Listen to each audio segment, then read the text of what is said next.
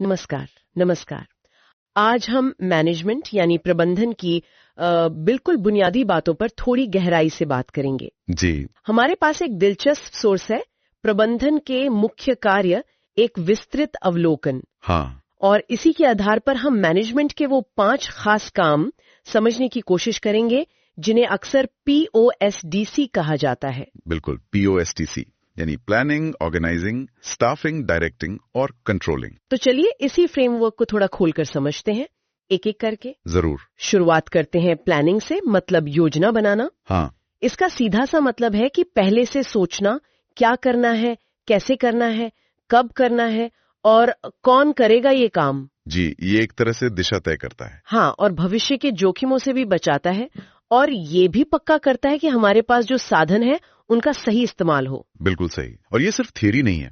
असल में देखें तो जैसे टाटा मोटर्स ने टाटा पंच लॉन्च करने से पहले पूरी योजना बनाई थी। अच्छा। हाँ, मतलब बाजार में मांग कितनी होगी, कीमत क्या रखनी है, इंजन कौन सा लगेगा, डिजाइन कैसा होगा, कौन से ग्राहक इसे खरीदेंगे, ये सब पहले से तय था। मतलब पूरी तैयारी। जी, यही प्लानिंग है। इसने उन्हें एक साफ रास्ता दिखाया। ठीक है, तो रास्ता तो बन गया प्लानिंग से, लेकिन उस रास्ते पर चलने के लिए तैयारी भी तो चाहिए। बिल्कुल चाहिए। और यहीं पर आता है दूसरा फंक्शन, ऑर्गेनाइजिंग यानी संगठन करना। ऑर्गेनाइजिंग। हाँ, इसमें जो भी जरूरी चीजें हैं, मतलब पैसा, लोग, सामान, मशीनें, उन्हें जुटाना और काम को सही तरीके से बांटना। अच्छा। ताकि जो प्लान बनाया है वो असल में हो सके। अक्सर काम को अलग अलग डिपार्टमेंट्स में बांटा जाता है, सबकी भूमिका तय होती है। कोई उदाहरण है इसका? हाँ बिल्कुल, अमूल का उदाहरण ले लीजिए।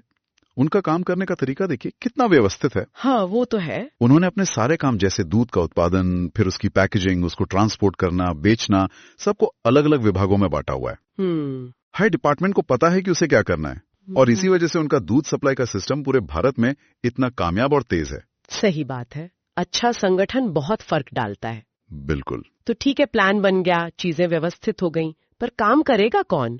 यहाँ से शायद स्टाफिंग का रोल आता है। एग्जैक्टली। तीसरा कदम है स्टाफिंग, यानी सही काम के लिए सही इंसान को ढूंढना और चुनना। और सिर्फ चुनना ही नहीं, बल्कि उन्हें ट्रेनिंग देना, उनका विकास करना, ये सब इसमें शामिल है। जैसे इन्फोसिस जैसी बड़ी IT कंपनियां करती हैं। वो कॉलेजों से सीधे नए इंजीनियर चुनते हैं। हाँ, कैंपस रिक्रूटमेंट। जी, और फिर उन्हें अपने मैसूर वाले बड़े सेंटर में महीनों तक ट्रेनिंग देते हैं। अच्छा।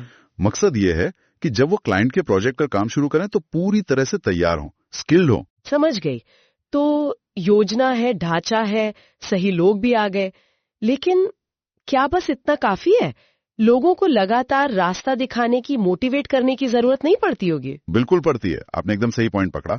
यहीं पर चौथा फंक्शन आता है, डायरेक्टिंग यानी निर्देशन देना। डायरेक्टिंग। हाँ, इसमें लोगों के काम पर नजर रखना, उन्हें मोटिवेट करना, उनका नेतृत्व करना, और सबसे जरूरी उनसे ठीक से कम्युनिकेट करना, बातचीत करना शामिल है। ताकि सब मिलके एक ही दिशा में काम करें, है ना? बिल्कुल, ताकि ऑर्गेनाइजेशन का जो लक्ष्य है उसे हासिल किया जा सके। जैसे कि शायद इंडिगो एयरलाइंस में उनके केबिन क्रू को हमेशा सिखाया जाता है कि ग्राहकों से कैसे बात करनी है, उनकी मदद करनी है। हाँ, बिल्कुल सही उदाहरण है।